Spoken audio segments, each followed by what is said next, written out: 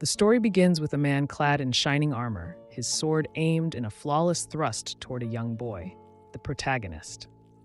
The boy stares at the blade, frozen between fear and disbelief, recognizing this moment for what feels like the 17th time.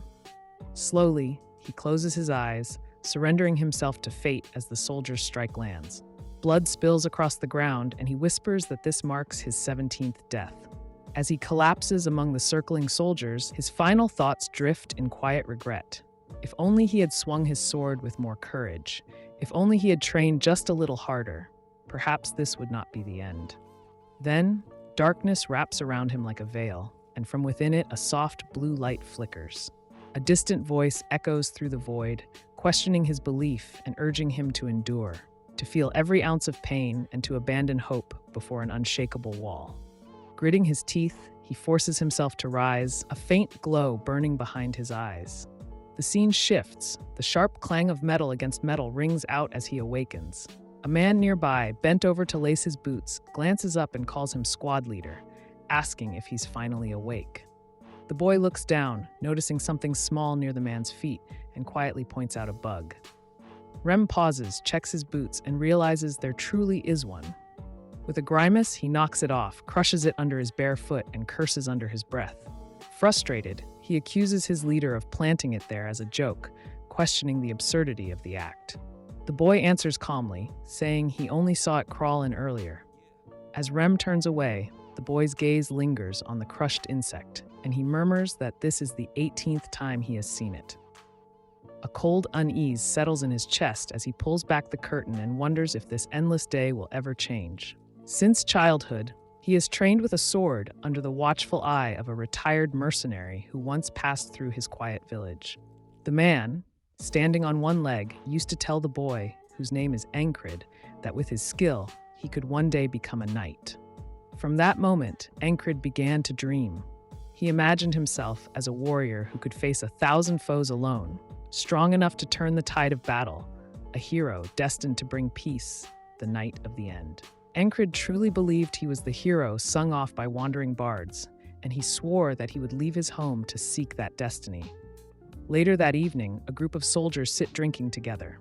One nudges another, laughing as he recalls seeing the new recruit stumble earlier.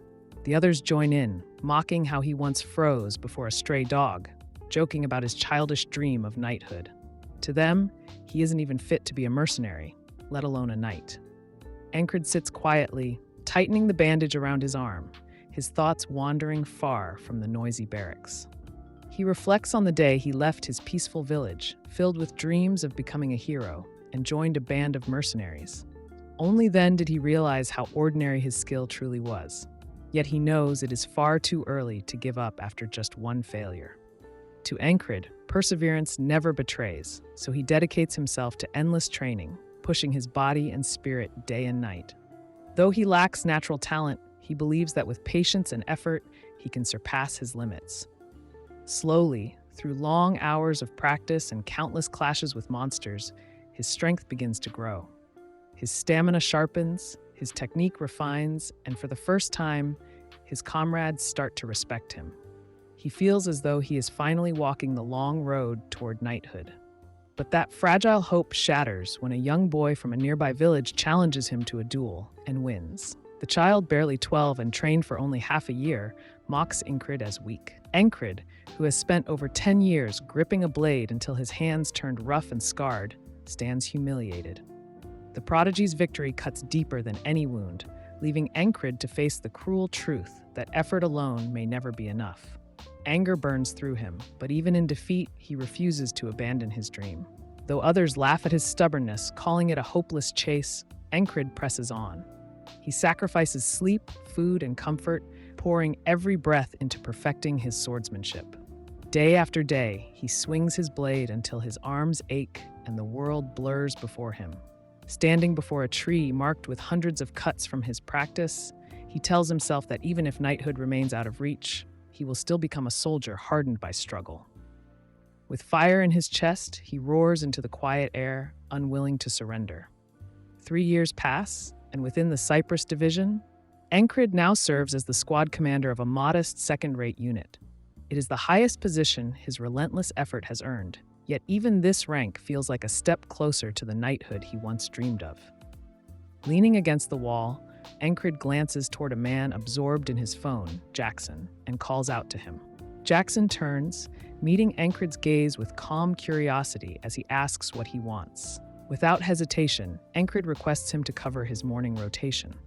After a short pause, Jackson nods, agreeing but reminding him to return the favor next time.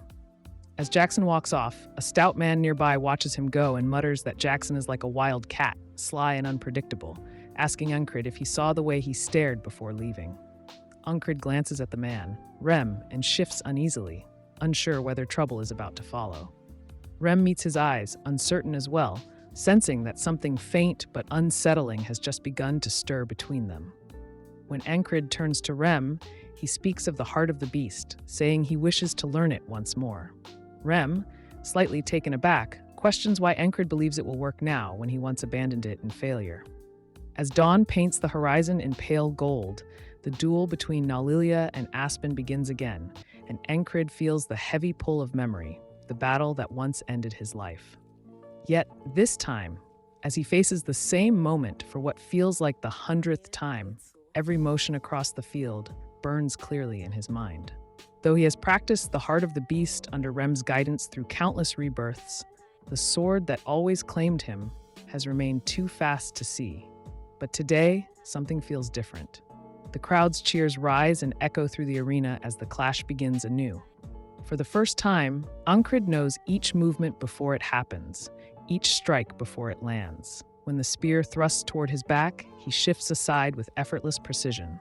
He senses the next attack from behind and turns sharply to see Vel, his squadmate, closing in. Death had taken him here before, but not this time. Encrid moves swiftly, evading the fatal blow. It works. Though he once managed to block the first arrow in earlier loops, it had never saved him. Now, for the first time, he claims a small victory. Sweat trickles down his temple as he steadies himself for what comes next. Across the field stands a figure Encrid knows too well, the man who has slain him more than 20 times, striking his throat without fail. But today, as Encrid charges forward, his heart remains calm. He recalls Rem's words, closing his eyes before danger ensures death. Rem had taught him to stay composed, to embrace his fear, and to move with the wild rhythm of the heart of the beast. Now, with his eyes wide open and his breath steady, Encrid faces the oncoming strike, ready at last to confront it. If the heart of the beast truly belongs to one who fears no death, then fear itself must hold no power. With eyes unflinching, he welcomes death, believing that every encounter with it only sharpens his strength.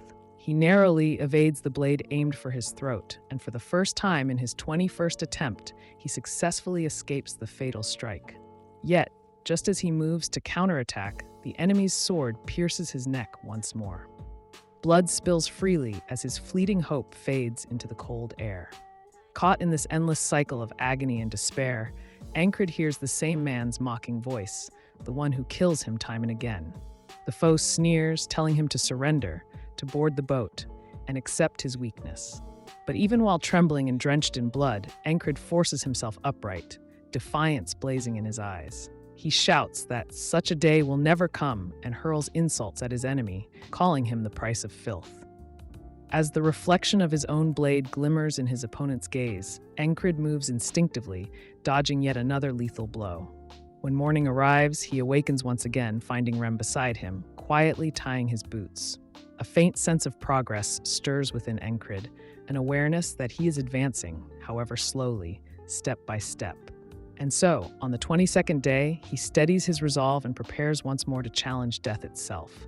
On the battlefield, it is Encrid's 33rd attempt, and for the first time, he sees the enemy's blade with perfect clarity. He sidesteps swiftly, predicting its course before it even reaches him. Yet his opponent's speed still outmatches his reflexes. The sword cuts through him once more, and he falls to his knees, his pendant striking the ground with a soft, hollow sound. Long ago, during his mercenary days, he had faced monsters on mere requests. Small, desperate pleas from those who had no one else to turn to. He was never bound to help. He simply chose to. In a forgotten village, where fear filled every home, the people had begged for his aid. The reason he raised his blade for them was the same reason he had ever fought to become a true knight. Protecting the helpless, he believed, was the very heart of knighthood.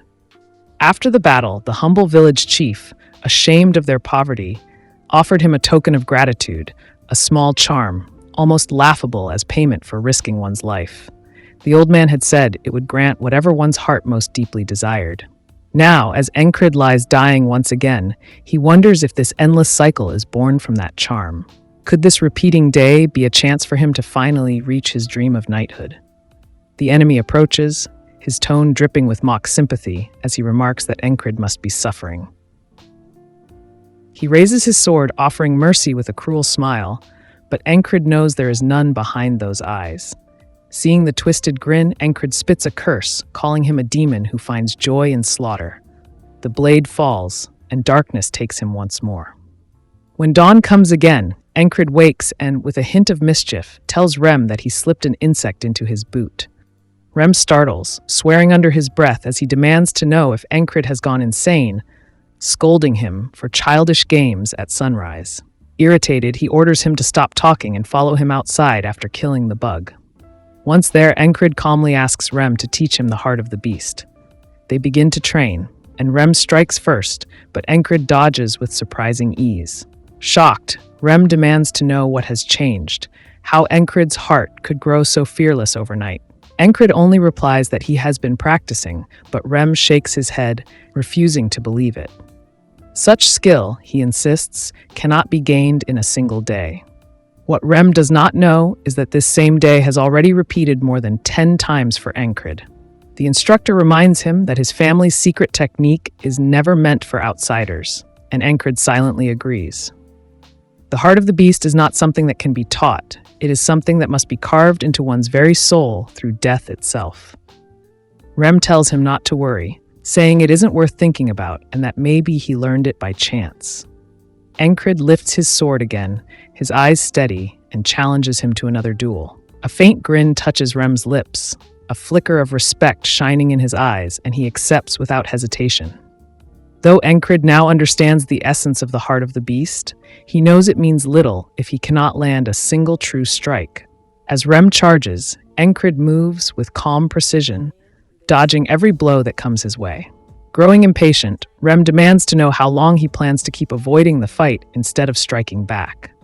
At last, Encrid swings his sword, but Rem slips past it easily, mocking that the only style Encrid truly knows is the Valen mercenary sword style, an odd, unrefined method created by the mercenary Valen, long thought to be nothing more than a mix of simple tricks.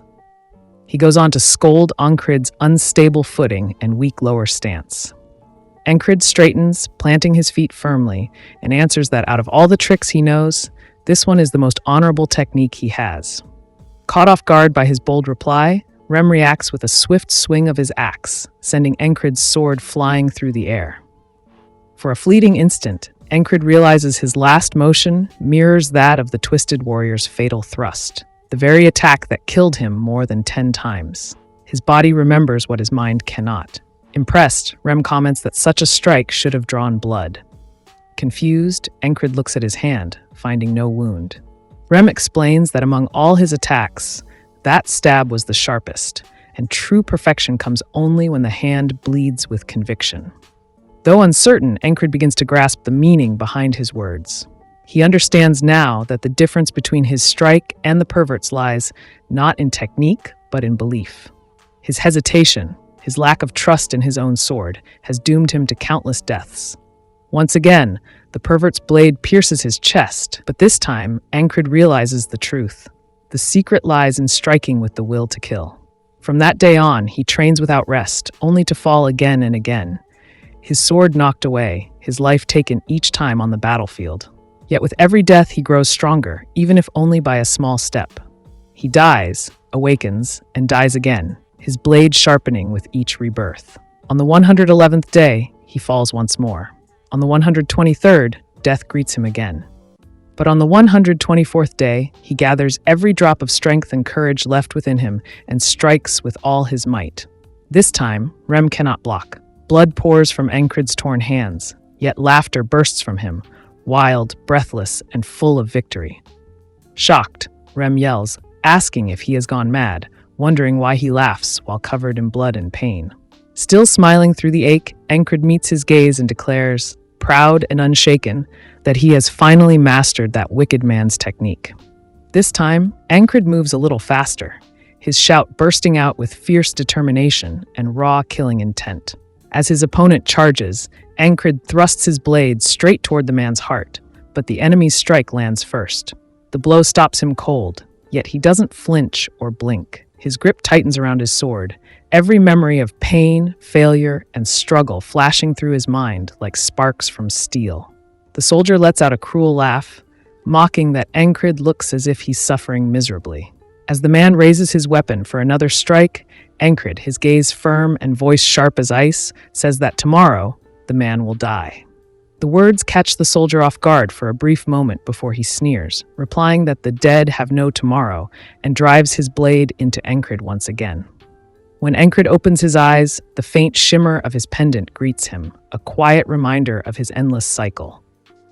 Turning to Rem, he calmly says he saw Big Eye earlier and asks him to take over his guard duty.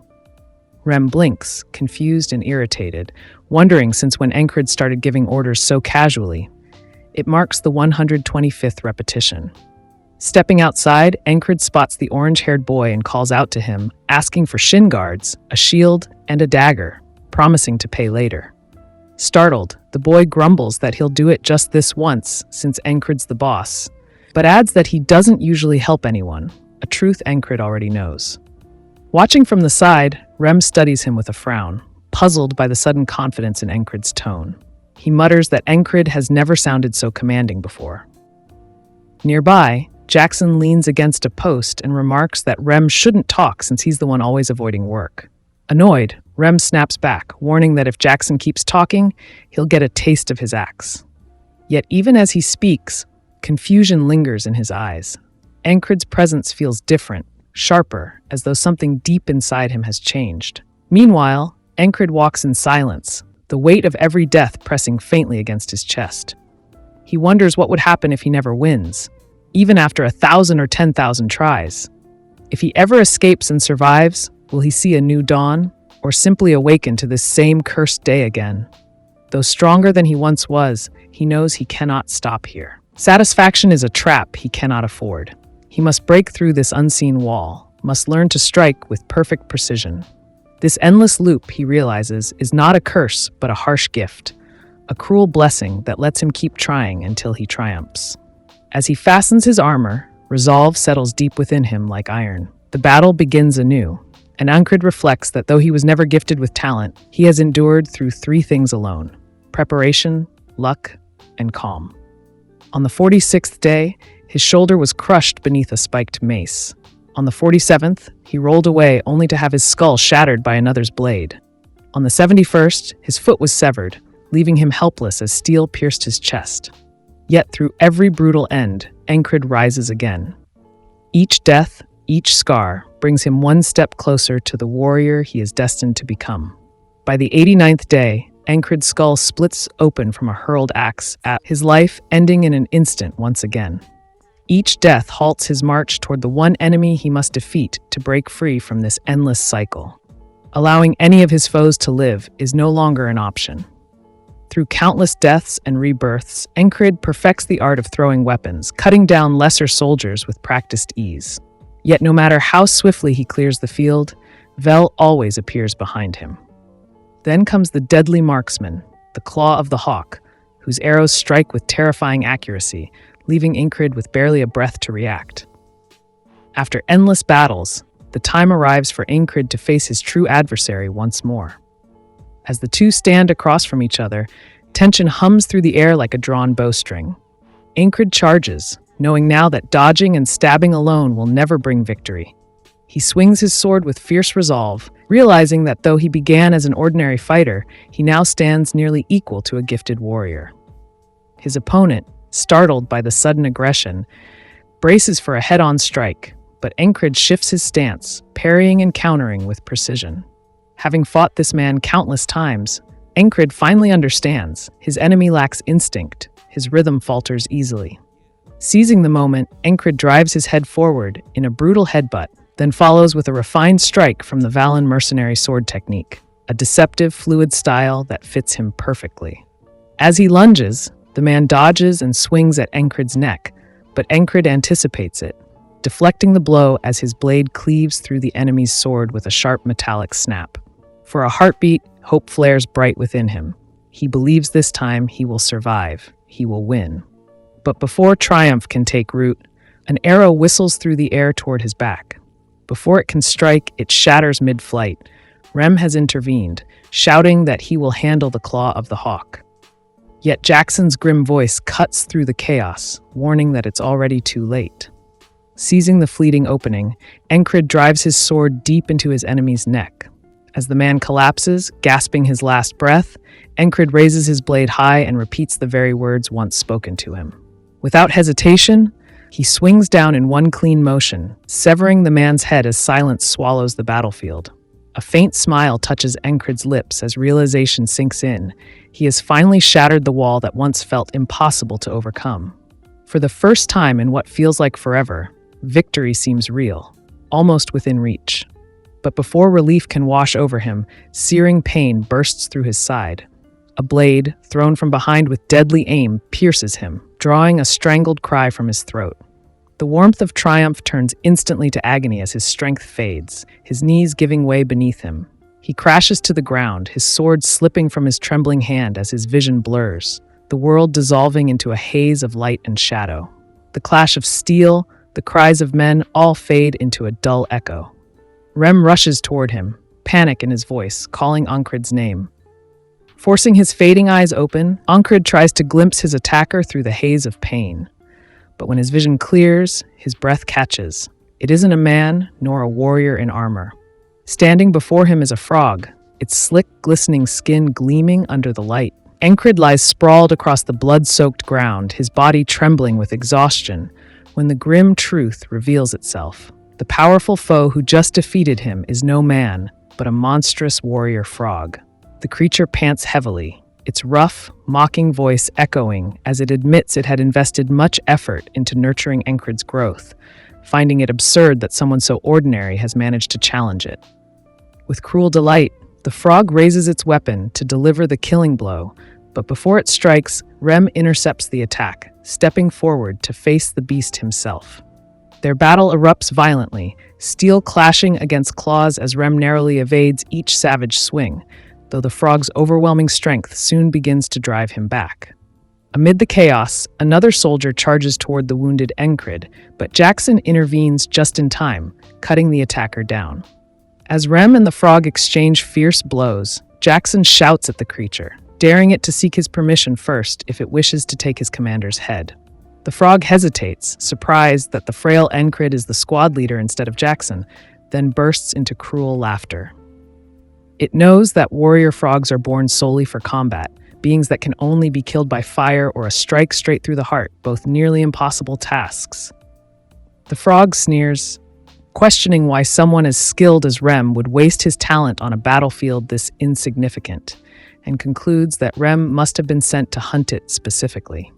Realizing the danger, Rem steadies himself, ready to risk everything, but the frog dismisses the fight as unworthy and disappears, its laughter lingering as it calls him a coward. In the aftermath, Jackson continues cutting down the remaining foes while Rem lifts the wounded Encrid onto his back, his steps steady despite the burden. When another enemy attempts a sudden attack, Jackson kills him instantly, and the rest of the squad clears the way as the call to retreat echoes through the air. Once they reach safety, the frog's voice slithers through the shadows again, mocking their survival and warning that countless walls will continue to rise before them until despair consumes their will. Encrid, battered and bleeding, forces himself upright, defying both fate and fear, believing those very walls exist only to be conquered. The frog watches him with a sly grin, amused and foreboding, promising to wait for the day when the light of ambition fades from Encrid's determined eyes. Moments later, Encrid awakens in a dim room, filled with the scent of herbs and the soft glow of candlelight. Rem stands beside the cot, explaining calmly that they are in the infirmary camp, and that Encrid has been asleep for 2 days.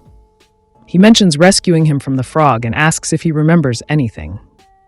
Encrid struggles to recall, his thoughts foggy as pain pulses through his skull, questioning inwardly whether a frog truly appeared in that battle and how he even survived. Rem assures him that no bones were broken, though his head took a nasty hit, and with a teasing grin, calls himself Encrid's best friend forever. Encrid scoffs, replying coldly that he never said they were friends, and calls Rem a noble hunter instead. Annoyed, Rem tells him to quiet down, reminding him others are still resting nearby, then mutters with a sigh that if Encrid insists on mocking him, he should at least decide whether Rem is truly his best friend or someone he has nothing to do with. As the morning light filters through the tense fabric, a new day unfolds. The first time Encrid has escaped the endless loop of death and rebirth. Before long, Chryse saunters in, demanding repayment and grumbling about the cost of securing Encrid's spot in the infirmary. Encrid can't help but wonder why a mere low-ranking soldier like him, one who should have been left to die on the field, was given such care. As always, Chryse had been nowhere to be found during the battle. With a sly grin, Chryse declares he's being generous this time, offering a so-called discount and saying Encrid only needs to pay back double. Moments later, Jackson appears without a sound. Sensing his presence, Encrid tells him to speak if he has something to say, but Jackson simply hands him a small tin of ointment, instructing him to apply it twice daily, morning and night, before turning away in silence.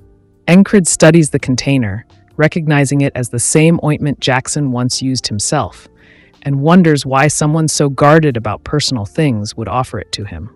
Soon after, another squad member, Auden, enters with watery eyes, whispering quiet prayers for Encrid's recovery as the camp gradually comes to life.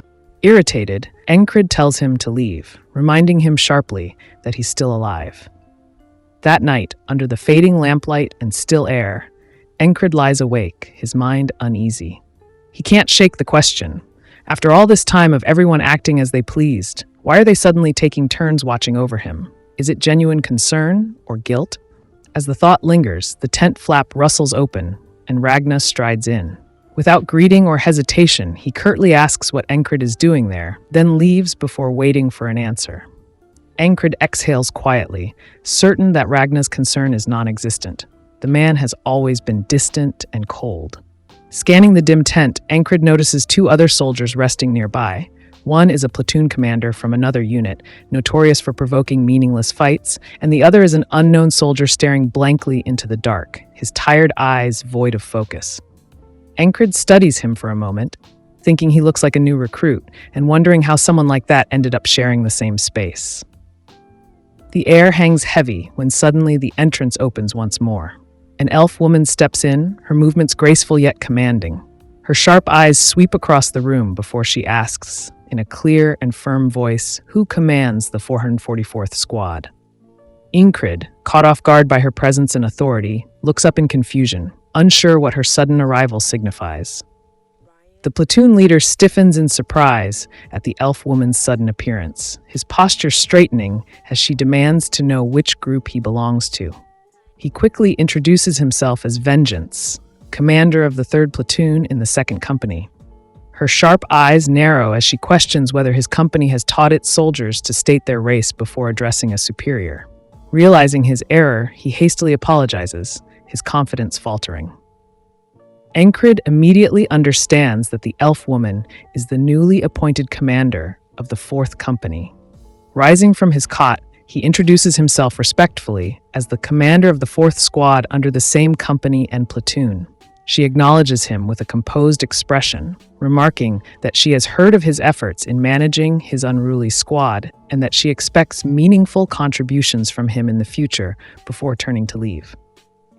Encrid watches her go, puzzled and wondering if she had come solely to deliver that brief message.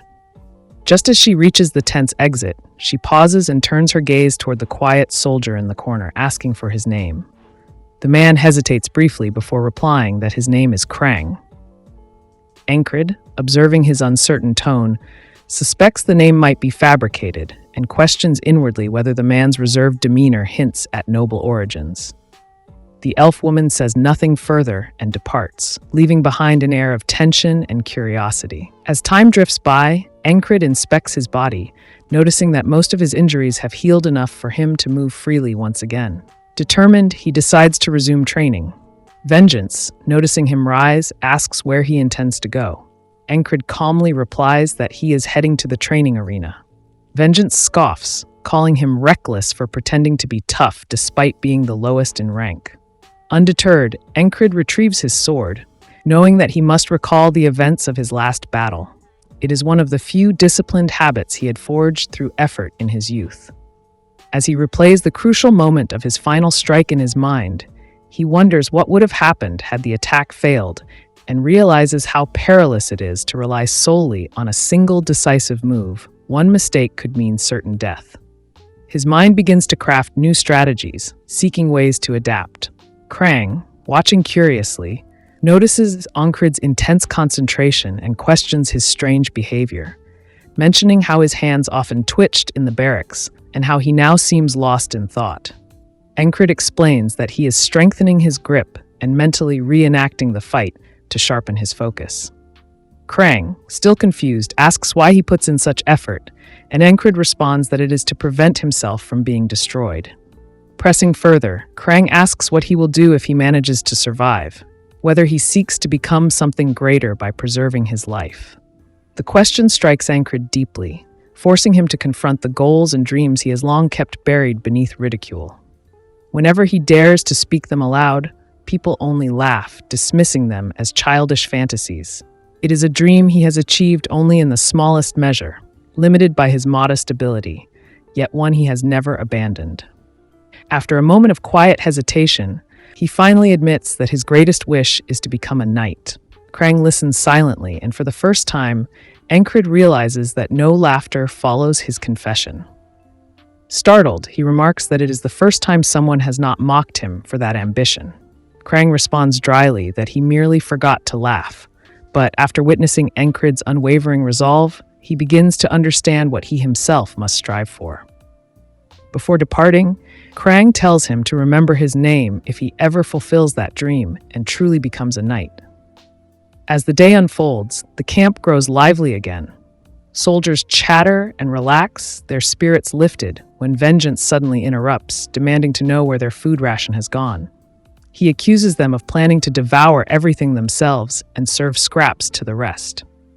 Encrid, awakened by the commotion and still waiting for the delayed breakfast, steps outside for a walk to clear his mind. Jackson approaches soon after, asking about his injuries.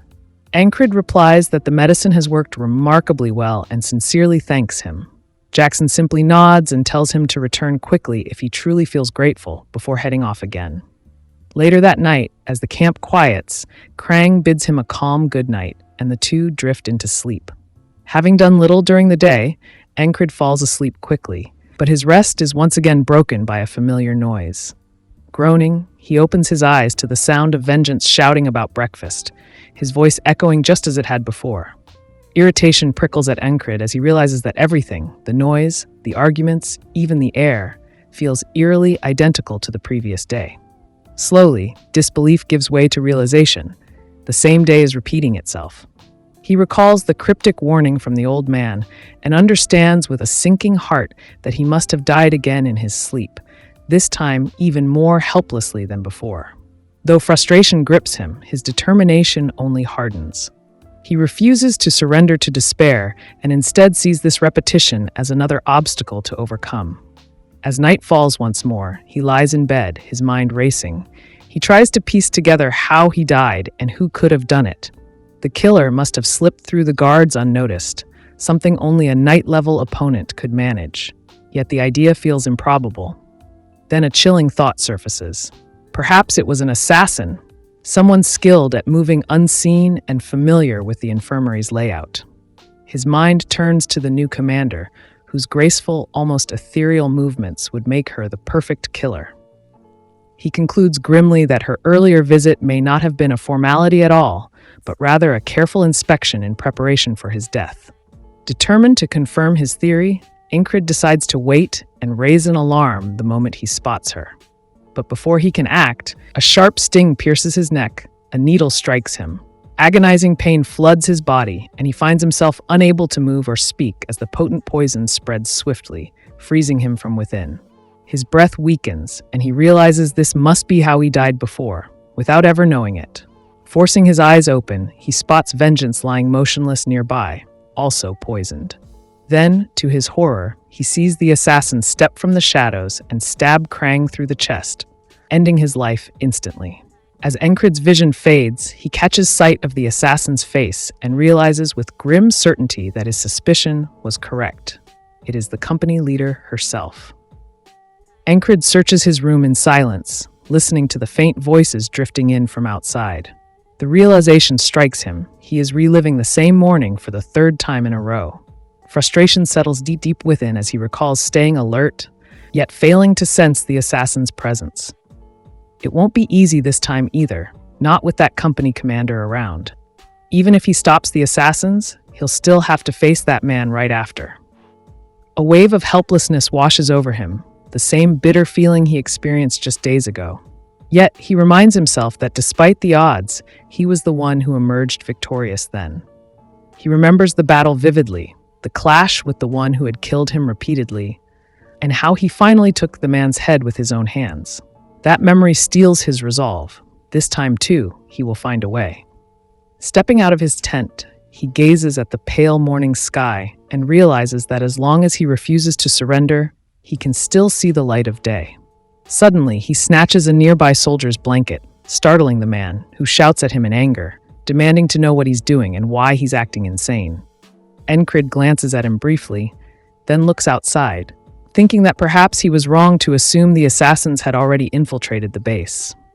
Judging by the quiet, he should remain cautious of the surroundings instead. The man continues to jeer, mocking him for training to catch cockroaches with a sword, sneering that such work suits a low-life soldier like him. Encrid smirks, replying that he didn't know the man cared so deeply about him. The comment only fuels the soldier's temper as he yells that he was being sarcastic. Encrid lets out a dry scoff, realizing he was being sarcastic too, which drives the man into further rage as he shouts for Encrid to get out of his sight.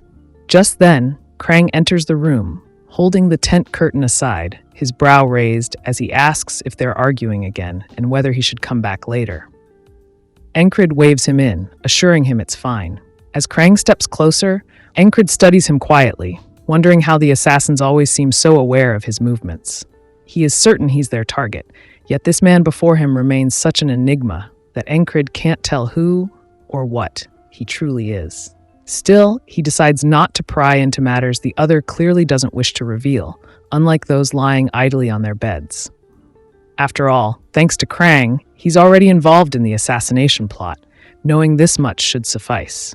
Breaking the silence, Encrid suddenly calls out to him, asking what he's doing. Krang turns back and looks at him wordlessly, leaving Encrid puzzled, wondering if he phrased his question the wrong way. Encrid wonders if his conversational skills are just as terrible as Rem's. Krang looks puzzled and replies that it's not something he can tell him.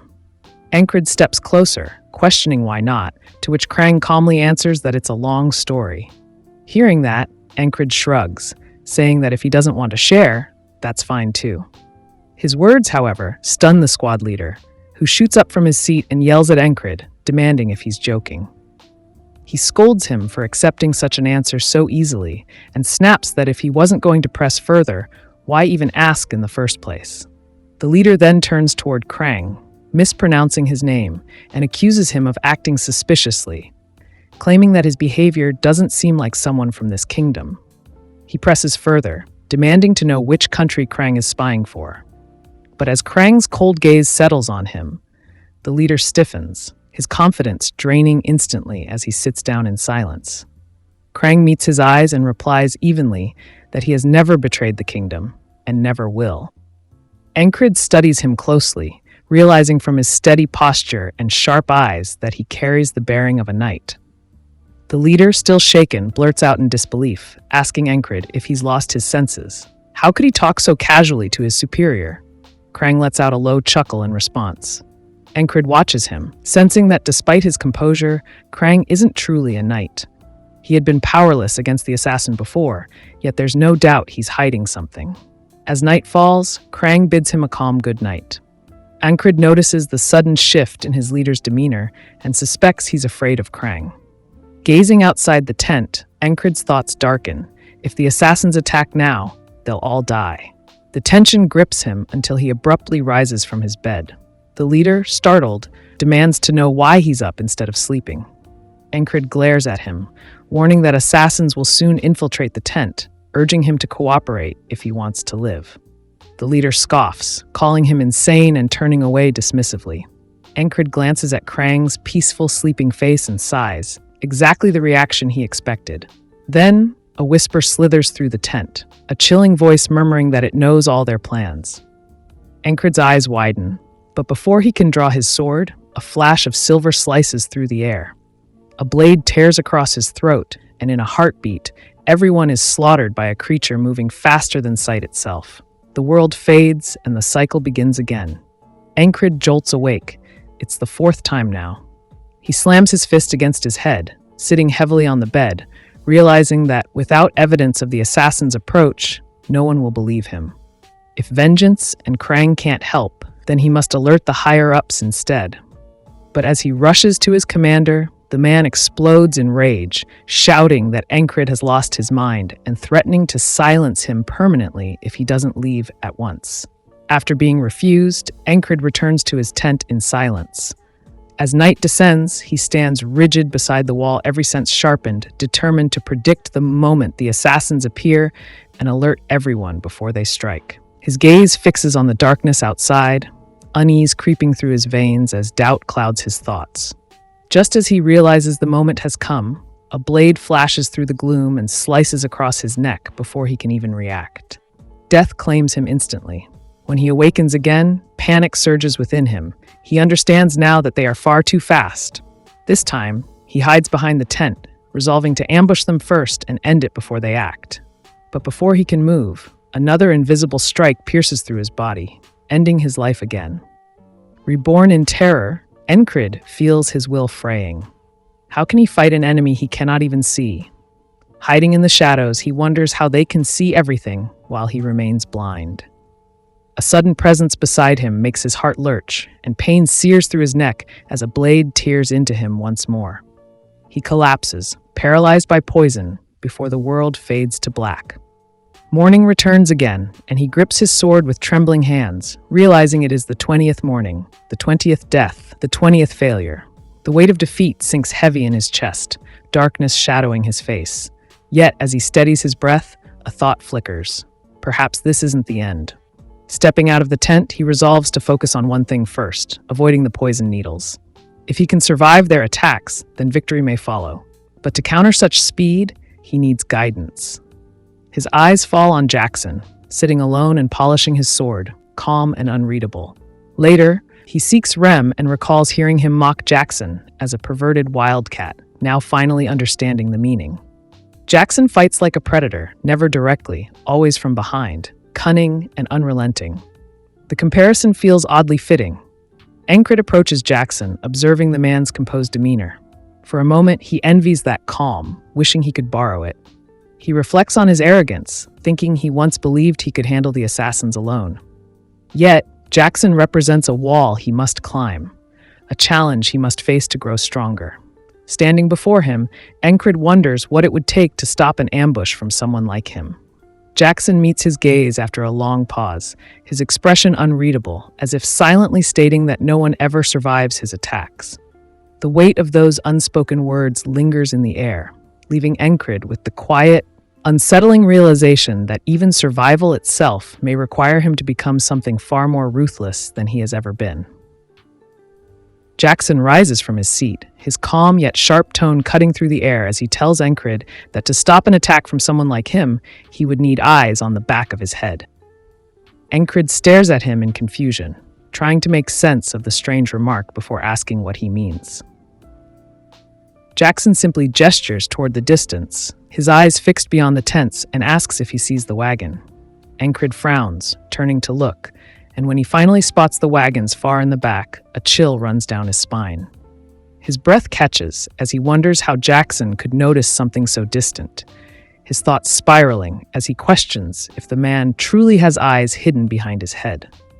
Without warning, Jackson mentions that the wagon's axle is about to snap, and just as his words fade, the wagon collapses with a loud crash. Encrid flinches, shock spreading through him as he turns to Jackson, demanding if he is some kind of prophet. Jackson only laughs softly, teasing that Encrid must have spent too much time around that loudmouth barbarian. But Encrid refuses to let it go, pressing him to explain. Jackson taps his ear, saying it is all in the sound, that he heard the faint creaking from the wagon's axle before it gave way. He explains that by paying attention to the smallest noises around him, one can predict what will happen next. Encrid listens, still unsettled, amazed that Jackson can detect something so subtle. Jackson continues, telling him that true awareness goes beyond sight. One doesn't need to see to understand what surrounds them.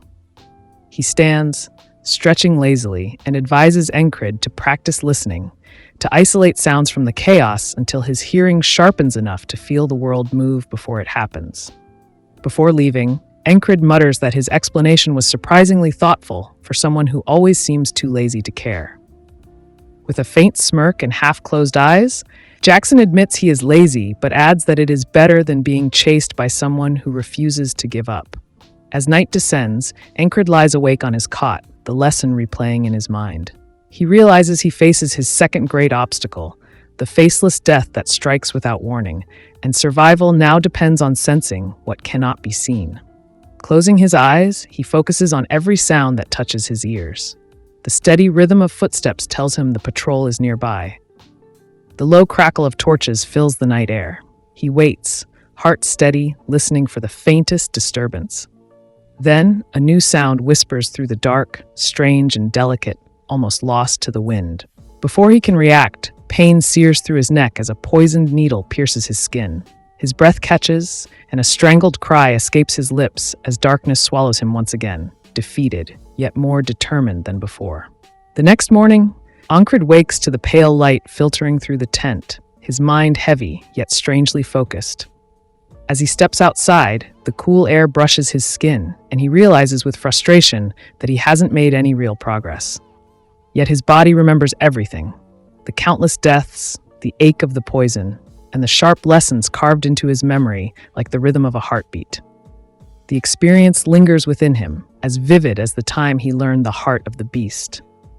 Determined, he seeks out Jackson once again, demanding more insight. Jackson, calm and composed, tells him that sound alone holds immense power, that from it one can gather information about movement, distance, and intent. He explains that the strength and direction of a sound can reveal the exact position of whatever makes it, and once Encrid learns to detect even the faintest whispers from afar, his ears will become his second pair of eyes.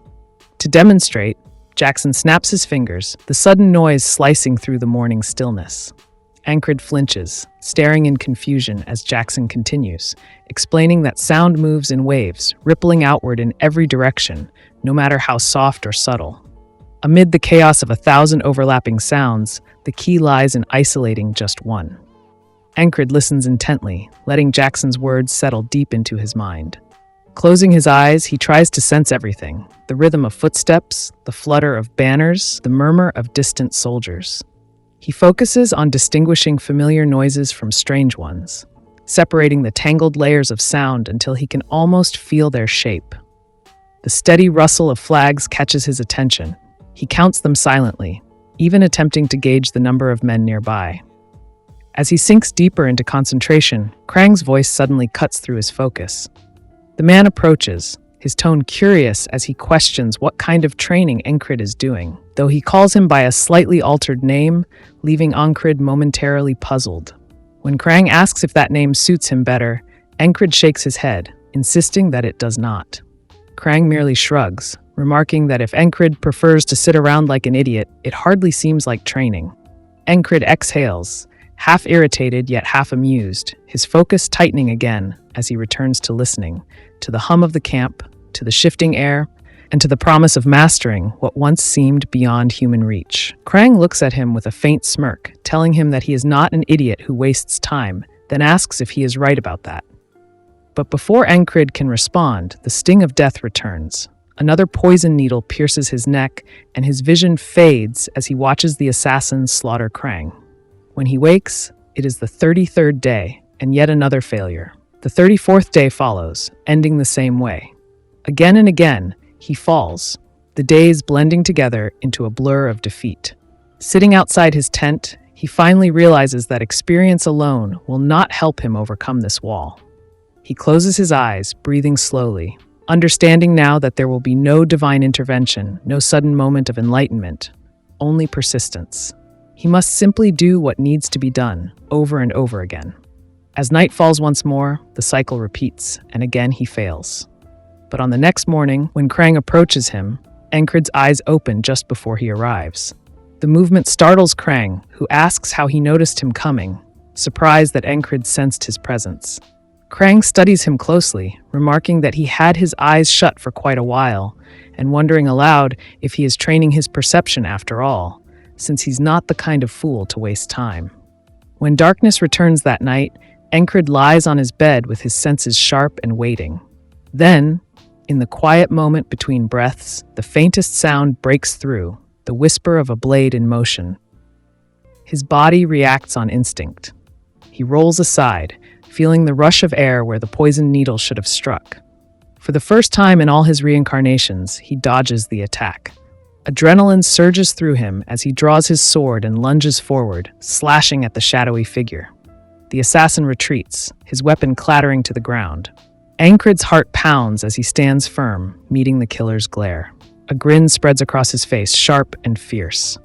This time, the assassin is no longer a faceless death. The assassin grinds his teeth in fury, glaring at Encrid before lunging forward with lethal speed. Encrid narrowly dodges, his movements sharp and precise as he studies his opponent. He quickly realizes that this assassin lacks the finesse of that stabbing pervert from before. His strikes are fierce but unrefined, and Encrid knows he can handle him. But then his gaze flickers toward the leader, and his blood runs cold. His eyes widen in disbelief as he understands that the man he's facing isn't the only threat. There are others, and vengeance is already dead. Scanning the area, he spots Krang still alive, trembling as he fumbles for his sword in panic. Encrid focuses again on his attacker, reminding himself that one slip could mean death. The assassin lunges, blades flashing, and Encrid evades the first strike, but a sudden feint catches him off guard. The assassin hurls a blade toward him. The weapon grazes his face, tearing through skin and sending a hot sting of pain down his cheek. Encrid staggers back, clutching his wound, but before he can counter, the tent flaps burst open, and the company commander storms in, sword drawn. Instinct takes over. He immediately assumes she's an enemy and charges forward, knowing that hesitation could be fatal. Their swords clash with a sharp clang, the impact vibrating through his arms. Before he can regain footing, a volley of arrows rains through the tent. He twists and rolls, dodging each one, breath ragged. Confused and enraged, he demands to know whose side she's on.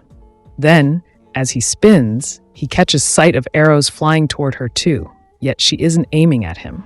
Instead, she dodges skillfully and moves to intercept the incoming fire, defending them both. Encrid stares in disbelief, realizing she's not with the assassins at all, she's protecting them. Without wasting the moment, he drops low, sliding across the ground and surging forward with renewed focus. He swings at the assassin, hoping to end it, but the killer senses his movement and leaps aside, his teeth grinding in frustration. The tension snaps, and within a heartbeat, the assassin bolts from the tent, vanishing into the shadows. Encrid rushes out after him, but sees only the flutter of canvas and the cold night air. Krang hurries over, breathless, saying that the fleeing man must have been after him.